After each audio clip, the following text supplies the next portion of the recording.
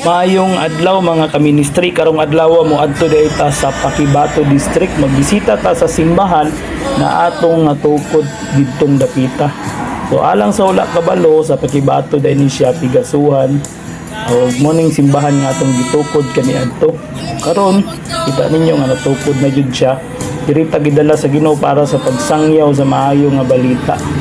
Ako kay akong kalipay kay kining simbahan na nagatubo gyud og nagapamunga diha sa espirituhanon nga mga bunga. Kung sa inyo nakita na diri karon nagbalot ko og apple para ihatag sa ilaha. Actually kini siya nga apple isa una pa ning ako nga pag-adto. Unya karon akong ugma akong adlaw mo adto, ako silang bisitahan dito. Kini nga mga picture is daan na ni siya. So ako lang paghangyo na nakapinta niyo sa mga pagampo na mahimong successful atong pag-adto dito. Kay ugma sa Domingo ilahan ng Thanksgiving.